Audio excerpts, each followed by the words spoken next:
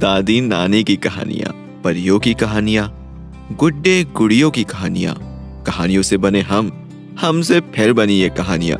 ऐसी ही कहानियों का पिटारा लेकर हाजिर हुआ हूँ मैं, यानी सिद्धांत, आपके अपने शो में, जिसका नाम है कहानी कुछ सुनी कुछ अनसुनी।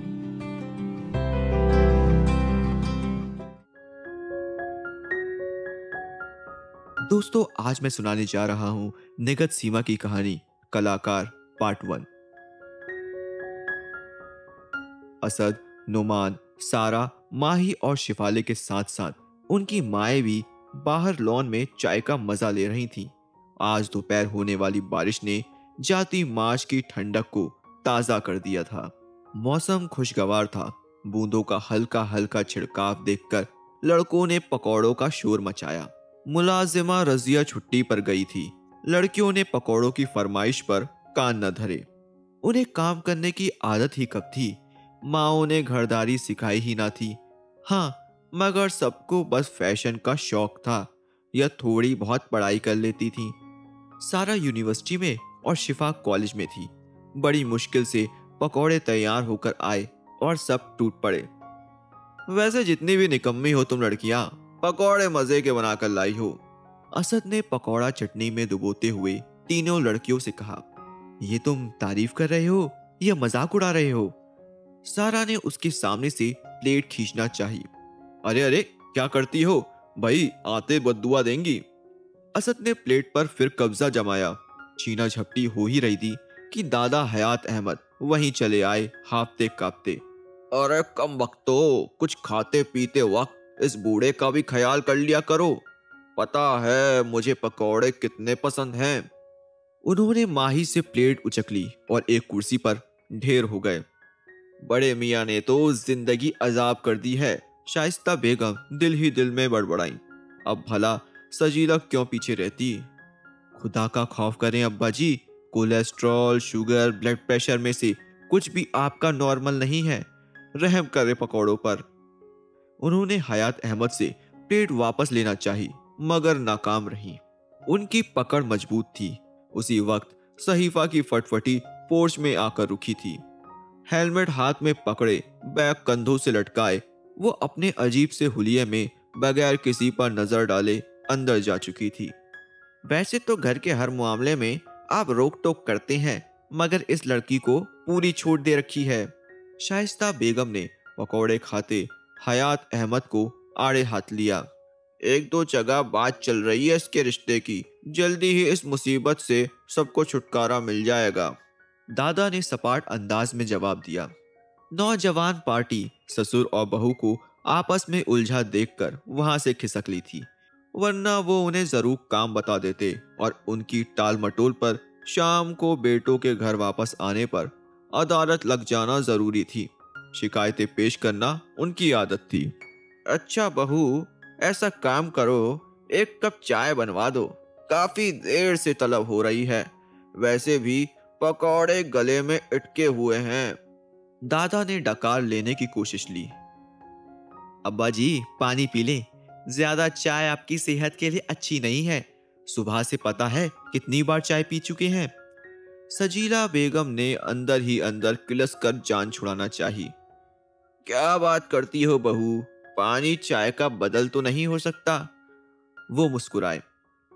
अब्बा जी, अहमद मना कर गए थे कि अब्बा जी को शाम को चाय न दी जाए। सजीला बेगम ने चाय की जहमत से फिर बचना चाहा। तो अब बाप पर बेटे का ऑर्डर चलेगा? उन्होंने घूर कर सवाल किया तो वो उठकर अंदर चली गई। ये आपकी कम पत्ती की ज्यादा दूध वाली चाय अपने लिए बना रही थी, आपके लिए भी बना दी। बहुए तो आपकी खूब इज्जत अफजाई करके ये जा वो जा। सहीफा ने चाय उन्हें थमाई और उनका दिमाग रोशन करके तेजी से वापस चली गई। मजबूरी है इस बुढ़ापे की थानेदारनी, वरना तेरे हाथ का तो अमृत भी ना पीऊं। दादा हयात अहमद ने बुरा सा मुंह बनाया और चाय का छुड़पा मारा, दिल को तसल्ली दी। मेरी हर ख्वाहिश पूरी की है आपने दादी, अब ये भी पूरी कर दें तो मैं मानूं कि आप मुझसे प्यार करती हैं। दादी के सर की मालिश करता वो लाड़ से कह रहा था। ना बेटा ना, एक तुम पर अपना प्यार जताने और साबित करने के लिए मैं पराई बच्ची की जिंदगी तो बर्बाद नहीं कर सकती ना। दादी के जवाब पर सलीम को करंट लगा। क्यों बर्बाद क्यों होगी कोई लड़की? मुझ जैसा खूबसूरत बाका सजीला गबरू जवान तो पूरे गांव में नहीं है। हाँ लेकिन वो शहर की बच्चियां हैं, उनके और हमारे माहौल में बहुत फर्क है। और तुम ठहरे गांव वाले। दादी ने नाक चढ़ाई। वो उसे जानबूझकर तपा रही थी। आप एक बार रिश्ता लेकर तो जाएं, खुश ना हो जाएं वो लोग तो कहना। वो उनका घुटना पकड़कर बड़ी शान से बोला। अच्छा अच्छा मियाँ, जाओ कोई धंधा देखो। खाली जमीनें किसी का पेट नहीं भर सकती। बस तुमसे तो खाली खुली बातें करवा लो। खैर, हफीफ को आने दो, उससे मशवरे के बाद ही कुछ सोचूंगी। अब जिसे अपनी बेटी प्यारी नहीं होगी वो तुम्हारे पल्ले बांध देगा। वो मानी भी तो उसे पूरी तरह चिढ़ाकर। आपके तेवर बताते हैं कि आप मेरे सर पर सहरा बनने से पहले ही घोड़ा भगा देंगी। वो नाराजगी से बोली। घोड़ा नहीं घोड़ी, जुमला ठीक कर लो। उन्होंने हाथ नचाया।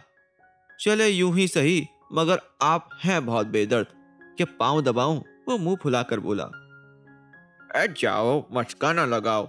ठीक से ना तो सर की मालिश करते हो, ना ही ठीक से पांव दबाते हो। फिर क्या करूं कि आपका पत्थर दिल पसीजे? वो बिलबिलाया। अफीफ के आने तक सब्र करो।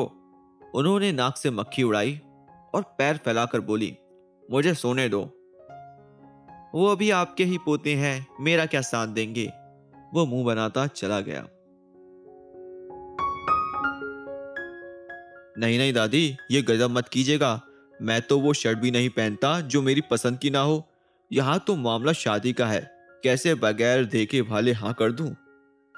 अफीफ ने जरा रुककर फिर बोलना शुरू किया। वो भी ऐसे डिपार्टमेंट में हूं जहां हकीकत जानने के लिए जरा जरा सी बात पर नजर रखनी पड़ती है। सीआईडी अफसर हूं दादी, आप सलीम का रिश्ता कर दें। अफीफ ने साफ इनकार कर दिया। मैं तो इसलिए कह रही थी कि तुम्हारे साथ सलीम भी निपट जाता। सईदा की छोटी पोती के लिए तो मियाँ साहब का खुद फोन आया था कि जल्द से जल्द कोई रिश्ता तलाश करके दूं। फिर जैसे ही मैंने सलीम का जिक्र किया वो फौरन राजी हो गए। हम सब जल्द शहर जाएंगे, फिर बात होगी। और मजनू मियाँ, जरा अपने ड्रेस पर ध्यान दे। इस हुलिये में वहां गए तो मुलाजिमा भी घास नहीं डालेगी। अफीफ ने मुंह लटकाए बैठे सलीम को मुखातिब किया। उड़ा ले मजाक, आप भी उड़ा ले। मेरे भी दिन आएंगे देखना, मैं फिर कैसे तंग करता हूं आपको। वो रूठे अंदाज में बोला। छोड़ो भाई अफीफ, इसके ड्रामे तो कभी खत्म ना होंगे। बहुत बड़ा नाटकबाज है। अपनी सुना, मेरा बच्चा कितने दिन के लिए आया है। तेरी तो सूरत को तरस जाती हूँ। तुम्हें जासूसी से फुर्सत ही नहीं। मैं तुम्हारी इस नौकरी के खिलाफ इसीलिए थी। जमीनों की सारी जिम्मेदारी सलीम पर डाल रखी है। शादी करो, बहुए घर आ जाएं, तो मुझ बूढ़ी को आराम मिले। वो बहुत संजीदा थी। अरे बूढ़े हो आपके दुश्मन, ऐसे ही चलता रहने दे। सब इतने पुराने और काबिले एतमाद लोग हैं। फिर मैंने इतनी मेहनत इसलिए तो नहीं की कि सब छोड़कर जमींदारी करना शुरू कर दूं। और सबसे ज्यादा मजे की बात यह कि इस बार मैं काफी दिन के लिए आया हूं। दादी पोता खूब बात करेंगे। मैं आपको अपने हाथ से पकाकर चीजें खिलाऊंगा। हमें मैस में अपना सब काम खुद करना पड़ता है। मैं सदके जाऊं, मेरा बच्चा जो कहेगा दादी बनवा के खिलाएगी। वो उसके घने बालों में उंगलियां फेरते हुए बोली। उफ, मुझे ड्रामेबाज कहते हैं दोनों दादी पोता, और खुद को नहीं देखा। काफी देर से खामोश बैठा सलीम बोल उठा तो अफीफ ने एकदम कहकहा लगाया। दादी, जलने की बू आ रही है यहीं नजदीक से। कितनी बार कहा है कि ऐसे मुंह भरकर मेरे बच्चे की मोहब्बत के बारे में बात मत किया करो। परदेसी बच्चा है, कभी कभार घर आता है, वो भी तुझे तकलीफ होती है देखकर। दादी के उसे आड़े हाथों लेने पर अफीफ की मुस्कुराहट और गहरी हो गई, जिसे देखकर सलीम और ज्यादा चिढ़ गया था। आज बहुत दिन बाद दादा ने नाश्ते की मेज को रौनक बख्शी थी। उनके बेटे भी मौजूद थे। सो आज दादा खासे ठस्से से मेज पर अपनी पसंद का नाश्ता कर रहे थे। वरना तो इतने बड़े घर की बड़ी छोटी दोनों बहुओं के दिल घर के बुजुर्ग के लिए इतने तंग थे कि वो दामन बचा जाया करती थी। उन्हें बहुत सी नेमतों से दूर रखा जाता था, जबकि वो पूरे घर के मालिक थे। अब जरा मेरी बात गौर से सुनो तुम सब। फातिमा आपी की कॉल आई थी। कल उनका पोता आ रहा है, कुछ दिन के लिए यहाँ रहेगा। उसे शहर में कुछ काम है। वो तो होटल में रहना चाह रहा था, मैंने ही उसे यहाँ रुकने के लिए कहा है। फातिमा जल्द ही अपने पोते की शादी का इरादा रखती हैं। उनकी ख्वाहिश तो यही है कि वो सईदा की पोतियों में से किसी एक को अपनी बहू बनाए। इसी मकसद से वह खुद भी आने वाली हैं। ये तो बहुत अच्छी बात है। दोनों बेटों ने सिर हिलाए। हाँ, बहुत पहले देखा था उस बच्चे को। इंटेलिजेंस में है, बहुत बड़ी जागीर का इकलौता वारिस है। शाइस्ता अच्छा सा कमरा सेट करा दीजिए बच्चे के लिए। उसकी खातिरदारी में कोई कमी नहीं रहनी चाहिए। अब अहमद साहब घर के सब लोगों को फातिमा दादी के पोते के लिए खास ऑर्डर जारी कर रहे थे। फातिमा दादी उनकी मरहूम माँ की सगी बहन थी, मगर माँ के मरने के बाद वैसा मिलना जुलना ना रह सका जो उनकी अम्मा की जिंदगी में था। दादा अपनी बात का इतना बेहतरीन रिएक्शन देखकर फूले न समा रहे थे। सुनो सारा, एक चक्कर पार्लर का ही लगा आती। शक्ल देखो कैसी बेरंग हो रही है और बाल रूखे। और कभी कभी किचन की तरफ भी देख लिया करो। बच्चा आ रहा है, क्या सोचेगा? शाइस्ता बेगम ने बेटी को समझाया। ओहो अम्मी, आप भी कमाल करती हैं। मुझे किस खुशी में उस लाट साहब के लिए इतने ऑर्डर दे रही हैं। मैं तो असद। कहते कहते सारा ने जबान दांतों तले दबा ली। बस बस रहने दो, सरसरी सी बात हुई थी, कोई पक्का काम नहीं हुआ। अगर वो लड़का मुझे पसंद आ गया और तू भी उसे पसंद आ गई तो मुझे कुछ नहीं देखना। आखिर हर कोई अपना फायदा देखता है। माँ की बात पर सारा का मुंह खुला का खुला रह गया। ऐसे ही ऑर्डर सजीला बेगम ने भी अपनी बेटियों को दिए थे। सबकी नजरें आने वाले मेहमान नौजवान पर लगी हुई थी। अपनी अपनी बेटियां चिपकाने की फिक्र थी। रजिया, रजिया, किधर मर गई? वो मुलाजिमा रजिया को काफी देर से तलाश कर रहे थे। हाँ भाई, जब घर के लोगों को इस बूढ़े की कद्र नहीं तो नौकरों को क्या होगी? बड़बड़ाते हुए वो किचन की तरफ आए। बहुएं आराम फरमा रही थीं। शुगर लो हो जाने की वजह से उन्हें भूख लग रही थी। कमजोरी का भी एहसास हो रहा था। किचन में किस्मत से वो लड़की नजर आई जिससे उन्हें बहुत नफरत थी। कितनी बार कहा है मेरे सामने अपनी मनहूस सूरत लेकर मत आया करो, मगर नहीं, हर रास्ते में आ जाती हो तुम। उसे देखकर वो गुस्से से भड़के तो सहीफा ने मुड़कर देखा। वो अपने लिए खाने का इंतजाम खुद करती थी। घर में उसकी हैसियत किसी गैर की सी थी। वह अपनी जरूरत का सामान खुद खरीद कर लाती थी। यूनिवर्सिटी के बाद वो पार्ट टाइम जॉब भी कर रही थी। मैं नहीं आया आपके रास्ते में। मैं क्या, मेरी औकात क्या? होश संभालने से अब तक तो यही देखती चली आ रही हूं। वो आराम से जवाब देकर दोबारा अपने काम में लग गई। दादा तिलमिला गए। ये तेवर, ये लौंडों की तरह जीने का अंदाज और फटफटी की सवारी, मुझे इससे कोई मतलब नहीं। मगर अब गांव से मेरा पोता आ रहा है, बहुत बड़ा पुलिस अफसर है। उस पर तुम्हारी वजह से हमारी घर पर असर पड़ेगा, हमारी बच्चियों की इमेज पर असर पड़ेगा। वो पता नहीं उसे क्या समझाना चाह रहे थे। सारा झगड़ा भूख का था। फिलहाल तो मुझे आपके तेवर, आपकी तबीयत खराबी का पता दे रहे हैं। लगता है शुगर लो हो रही है। मैंने अपने लिए सैंडविच बनाए थे, एक से आप काम चला लें। चाय भी बना दी है। वो अपनी प्लेट और चाय का कप लेकर किचन से बाहर निकल आई। जाओ जाओ, मुझे जरूरत नहीं है तुम्हारी मेहरबानी की। मर नहीं जाऊंगा अगर थोड़ी देर भूखा रह लूंगा। उन्होंने चमक कर हाथ नचाया और पलटकर टिपाई पर नजर डाली, जहां प्लेट में सैंडविच मुस्कुरा रहा था और चाय भाप उड़ा रही थी। वो बेताबी से टूट पड़े। जल्दी जल्दी सैंडविच साफ किया और चाय का कप थाम कर सिप लिया। कमबख्त के हाथ में जायका बहुत है, वो मजे से बड़बड़ाए।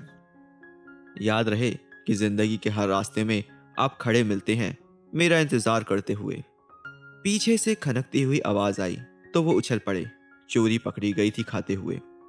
उफ, ये चालाक लड़की, मक्कार कहीं की।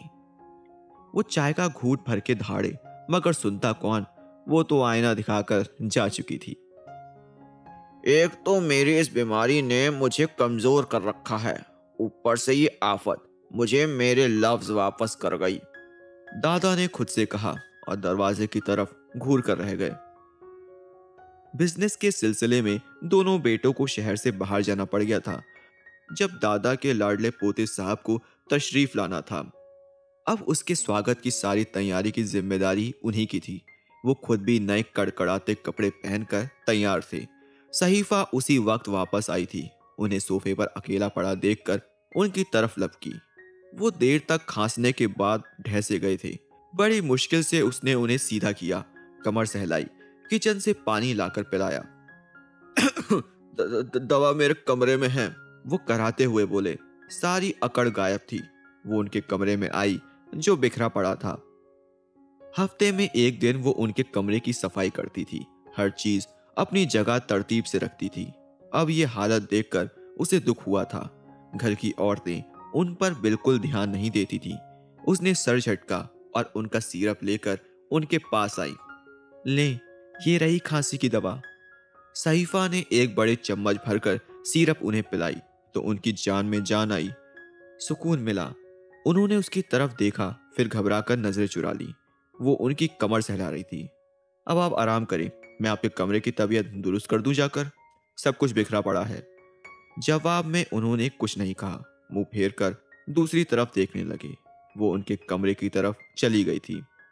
असद और नुमान मेहमान को रिसीव करने जा चुके थे। हालांकि दादी फतीमा की कॉल आई थी कि उनका पोता खुद ही पहुंच जाएगा, रेलवे स्टेशन आने की जरूरत नहीं है। मगर वो अपनी खुशी से आए थे। ट्रेन लेट थी। आखिर 2 घंटे के इंतजार के बाद पोते साहब तशरीफ ले आए। ओ, ये है स्मार्ट सी दादी का बेढंगा पोता, दोनों के मुंह से निकला। वह दोनों उसे अजीब सी नजरों से देख रहे थे। उधर घर में दादा उसके इंतजार में दुबले हो रहे थे। उन्हें बहुत भूख लग रही थी। भूख के मारे मेरा बुरा हाल है, पता नहीं ये निकम्मे कहाँ रुक गए, दादा पेट पर हाथ रखकर बड़बड़ाए। ट्रेनें कभी वक्त पर आती हैं क्या? आप भी कमाल करते हैं। अभी थोड़ी देर पहले ही तो आपने बिरयानी गर्म करा के खाई है, फिर भूख लग गई, सजीला ने उन्हें टोका। इससे पहले कि दादा जवाबी वार करते, गेट से गाड़ी के हॉर्न की आवाज आई। सभी अलर्ट हो गए। चौकीदार गेट खोल चुका था, मगर ये क्या, सब चौके। असद और नुमान के साथ गाड़ी से अजीब हुलिये वाला एक देहाती निकला था। गहरी हरी और नारंगी रंग की धोती, उस पर लाल कुर्ता, पैरों में मोटे मोटे खस्से और सर पर तेल से चिपके हुए बाल, आंखों में सुरमा और राजपूती अंदाज की नुकीली मूछें चमकती हुई। तौबा है, पोता खुद आ रहा था तो ये नमूना लाने की क्या जरूरत थी? माही नागवारी से बोली। अरे ये बड़े जागीरदारों के चोंचले होते हैं, नौकरों का दुम छल्ला साथ लिए फिरते हैं, सारा ने अपनी राय पेश की। वो दोनों आपस में खुसर पुसर कर रही थी। मगर ऐसा भी क्या, वो लाट साहब अभी तक गाड़ी में बैठा है, बाहर निकलने का नाम ही नहीं ले रहा। अरे प्रिंस निकल भी आ, माही बड़बड़ाती उचक उचक कर देखने लगी। इतने में नोमान, असद और वो नमूना उनके करीब आ गए। लड़कियों ने मुश्किल से अपने कह कहे रोके। नमूने ने सलाम झाड़ा था।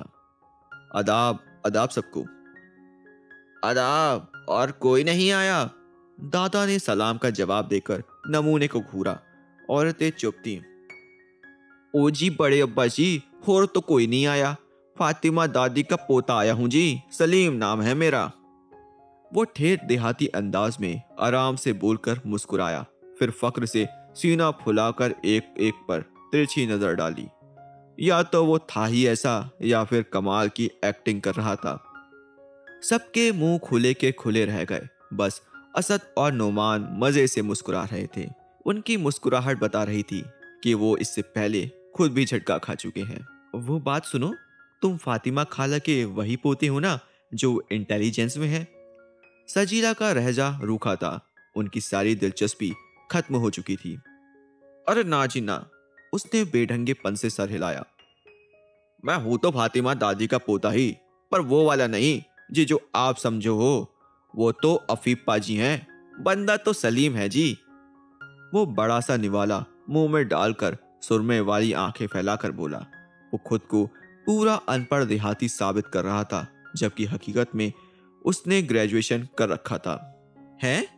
वो हैरान हुई। इतनी करीबी रिश्तेदारी में हमें तो आज तक पता न था कि फातिमा खाला का कोई और पोता भी है। मारे हैरत के वो अपना खाना भूल चुकी थी। आप भी क्या बातें करती हैं जी? ऐसी बातें भला बताई थोड़ी जाती हैं, वो तो खुद पता चल जाती हैं। उसके जवाब पर सबकी हंसी निकल गई। उन्हें हंसता देखकर वो भी मुंह फाड़कर हंसा। मैं समझाता हूं जी आप सबको। मेरे अब्बा जी ने 2 शादियां की थी जी, एक अपनी पसंद से, एक दादी की पसंद से। मैं जी दादी की पसंद वाली से हूं। अफीफ पाजी अपनी पसंद वाली से हैं, मतलब अब्बा जी की पसंद वाली से। मजे की बात यह है जी कि एक अरसे तक अब्बा जी ने शहर वाली शादी को छुपा कर रखा। वो तो कुछ साल पहले जब अफीफ की अम्मी जी गुजर गईं, अब्बा जी दिल के मरीज हो गए तो दादी को सब कुछ बताया। हाँ ये तो है, दूसरी शादी वाले जरासीम जीन्स में शामिल है इस खानदान की। असद ने टुकड़ा लगाया तो सलीम मियाँ झट बोल पड़े। हाँ जी हाँ चाची जी, ताया और चचा पर नजर रखा करें आप और ताई जी। ऐसे ही रात के 8 बजे हैं और वो अभी तक घर नहीं आए हैं जी। वैसे बात तो ठीक कह रहा है लड़का। ऐसा भी क्या बिजनेस कि दोनों कई कई दिन बाहर गुजार देते हैं। शाइस्ता बेगम फिक्रमंद हो गई। अरे लड़के, तुम तो बहुत खतरनाक हो भाई। 1 मिनट में शक का बीज बो दिया। पता भी है औरतें अकल की कच्ची होती हैं, सुनी सुनाई बातों पर यकीन करने वाली। वैसे मेरे बच्चे बहुत शरीफ हैं। दादाजी पेट भर के मैदान में कूद पड़े। ये क्या बात की बड़े अब्बा जी, दूसरी शादी भी तो शरीफ लोग कर रहे हैं। दादी बताती हैं कि आपने भी इसी वजह से सईदा दादी को खूब खून के आंसू रुलाए थे। रोते रोते गुजर गई बेचारी। सलीम मियाँ के जवाब ने दादाजी को बगले झांकने पर मजबूर कर दिया। भाई लड़के, तुम हमारे मेहमान हो। फातिमा बहन के हवाले से हमें अजीज हो, मगर हम बच्चों से एक हद तक बेतकल्लुफी पसंद करते हैं। ख्याल रहे। आओ मैं तुम्हें तुम्हारा कमरा दिखा दूं। थक गए होगे। दादा उठ खड़े हुए ताकि वो उन्हें अपनी औलाद के सामने और शर्मिंदा न कर पाए। ओ अच्छा बड़े अब्बा जी, कोई बात बुरी लगी हो तो मुआफ कर दे जी, लेकिन मैं कौन सा बैलगाड़ी पर आया हूँ जो थक गया। मुझे तो जी ताई जी और चाची जी से खूब बातें करनी है। इनके पास बैठ के जी मुझे अपनी मरी हुई अम्मा याद आ गई।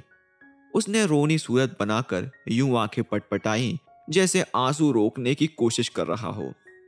हाँ हाँ बेटा, जरूर बैठो। जाओ माही, रजिया से कहो चाय बना ले। शाइस्ता बेगम मोम पड़ गईं। माही दूध पत्ती वाली चाय बनाने को कहना, हम और लोग जैसी जली भुनी चाय नहीं पीते जी। वो फटाक से बोला। अच्छा लेडीज एंड जेंटलमैन, आप एंजॉय करें, मैं तो चला, जरूरी काम से जाना है। उम्मीद है कि सलीम मियाँ की संगत में आने वाले दिन बहुत खुशगवार गुजरेंगे। नुमान उठता हुआ बोला, फिर बाहर निकल गया। एग्जैक्टली, मैं भी यही कहने वाली थी। मैं अपने कमरे में जा रही हूँ। सारा उठ खड़ी हुई। अच्छा सलीम मियाँ, मैं चलता हूँ। और सारा, माही से 1 कप दूध पत्ती का कहती जाना, मेरे कमरे में दे जाएगी। दादा छड़ी घुमाते हुए चल दिए। वैसे ये बड़े साहब जी खासे तेज लगते हैं और खाने पीने के शौकीन भी। मुझे लगता है जी कि ये सांस की कमी महसूस नहीं होने देते होंगे आपको। दादा के जाने के बाद वो धीरे से बोला। दोनों बहनें एकदम से सलीम की मुरीद बन गईं। अरे मत पूछो बेटा, वो अल्लाह को प्यारी हो गई, मगर इनका जाने का अभी कोई इरादा नहीं है। वो खुलना शुरू हो गई। काफी देर तक दादा के कपड़े नोचे जाते रहे। वो सर हिला हिला कर सुनता रहा और दिल ही दिल में मुस्कुराता रहा। सब सो रहे थे। सलीम मियाँ जल्दी उठ गए। उसने खुद ही चाय बनाई और कप लेकर लॉन्ज में आ गया। चाय पीते हुए वो टीवी देखने लगा। माशाअल्लाह, जिस घर के बुजुर्ग ही दिन चढ़े सोकर उठते हो जी, वहाँ खैरो बरकत क्या होगी। भाई हम गांव वाले तो मुर्ग की अजान के साथ उठ जाते हैं। वो दादा को आते देखकर बड़बड़ाया। भाई हम मुर्गियां नहीं पालते यहाँ, अजान कौन देगा। मगर यार, तुम मुर्ग से कम थोड़ी हो। बोलते हो तो बोलते ही चले जाते हो। तुम्हें क्या पता कि हम सुबह की नमाज पढ़ के सोते हैं। वो बैठते हुए बोले। वाह जी वाह, बहुत खूब। फातिमा दादी सही कहती हैं जी। वो फुलझड़ी छोड़ते हुए रुक गया। क्या कहती हैं तेरी फातिमा दादी, जरा मुझे भी तो पता चले। दादा घबरा कर बोले। यही कि मेरी बहन वक्त से पहले इसीलिए गुजर गई, बाबे की रंगीनियां खा गई उसे। अच्छा छोड़ो अपने दादी के किस्से, उन्होंने बेपरवाही से कहा और अपने मतलब पर आए। एक काम करो, मैं हूं बीमार, वक्त पर खाना पानी ना मिले तो तबीयत बिगड़ जाती है। ऐसे करो मेरा बच्चा, जल्दी से किचन में से कुछ खाने को ले आओ। दोनों दादा पोता कुछ खा लेते हैं। रजिया तो 8 बजे आएगी, इससे पहले चूल्हा कहाँ जलता है इस घर में। ठीक है बड़े अब्बा जी, आज आपको अपने हाथ का नाश्ता कराता हूँ। रजिया वजिया को भूल जाओगे आप। रिमोट मेज पर रखकर सलीम जोश से उठ खड़ा हुआ और किचन में आकर अपना काम करने लगा। हेलो, चूल्हा छोड़ो, मैं लेट हो रही हूँ। पीछे से आवाज आई। वो मुड़ा तो सहीफा चीख पड़ी। कौन हो तुम? तेल लगे चिपके बाल और गालों पर फैला सुरमा उसे अजीबो गरीब दिखा रहा था। हम सलीम हैं जी, इंसान हैं जी। वो आराम से बोला। ठीक है, बिगड़े हुए शहजादे सलीम। खैर जो भी हो, चूल्हा फ्री करो, मुझे चाय बनानी है। और सुबह उठकर साबुन से मुंह धो लिया करो। इंसान तो बिल्कुल नहीं लग रहे। वो जी सब सो रहे हैं जी, मैं बड़े अब्बा जी के लिए नाश्ता बना रहा था। आप ज्यादा मेरी तारीफ ना करें। वो बड़ी ढिठाई से बोला। उसके कमेंट्स का उस पर कोई असर नहीं हुआ था। बेवकूफ आदमी, वो बड़बड़ाई। लीजिए ये पराठा, खाकर बताइए इस बेवकूफ आदमी ने कैसा बनाया है, और चाय के बारे में भी आपकी राय जानना चाहूंगा। सलीम ने प्लेट में रखकर पराठा और चाय उसकी तरफ बढ़ाई। ठीक है, शुक्रिया। कुछ सोचकर कुर्सी घसीटकर वो बैठ गई। उसी वक्त दादा भी वहां आ गए। नाश्ता बना रहे हो या पाए पका रहे हो, इतनी देर लगा दी। वो सहीफा को घूरकर सलीम से बोले। बीबी को देर हो रही थी, मैंने इनका भी नाश्ता बना दिया। ले, आप भी पेट पूजा कर लें। सलीम ने झटपट नाश्ता पेश कर दिया। वो वहीं बैठ गए थे, खुशी खुशी टूट पड़े। चोरी करते शर्म नहीं आती आपको? चाय का घूंट भरकर सहीफा ने दादा को लताड़ा। चुप रहो बदतमीज लड़की, नाश्ता करने दो मुझे। दादा चिढ़कर बोले। आपने मेरी बाइक की चाबी चुराकर अच्छा नहीं किया। क्या सताने का कोई और तरीका नहीं था? वो नाराज होते हुए बोली। इल्जाम ना लगाओ, नाश्ता खाओ। वो जल्दी से बोले। चाबी आपके तकिए के नीचे मिल गई थी मुझे। वो अपना हेलमेट सर पर जमाते हुए बताने लगी। परसों आपने पंचर करके टायर की हवा निकाल दी थी। बड़े अब्बा जी, ये बुरी बात है। फातिमा दादी ठीक कहती हैं। आपकी यही हरकतें ले डूबी दादी सईदा को। सलीम ने फौरन दादा को नसीहत कर डाली। सपोर्ट का शुक्रिया, अब जाकर वॉशरूम में मुंह धो डालो और चिपड़े बाल भी। बाय। सहीफा हाथ हिलाती चले गई। ये क्या चीज थी बड़े अब्बा? सलीम ने आंखें घुमाकर दादा से पूछा। दफा करो बदतमीज लड़की है। तुम जरा मेरे कमरे तक चलो, सर की चंपी कर दो, दर्द हो रहा है। दादा ने खड़े होकर फरमाइश की तो सलीम अपने सर पर हाथ फेर कर रह गया। तो दोस्तों, ये था निगत सीमा की लिखी कहानी कलाकार का पार्ट 1। अगले एपिसोड में सुनाऊंगा इसके आगे की कहानी। ये कहानी आपको कैसी लगी मुझे कमेंट करके बताएं। अच्छी लगी हो तो दोस्तों के साथ शेयर करें और इसे लाइक करें, और हमारे चैनल को फॉलो करना ना भूलें। मैं सिद्धांत मिलता हूं अगले एपिसोड में। तब तक के लिए stay safe and stay healthy.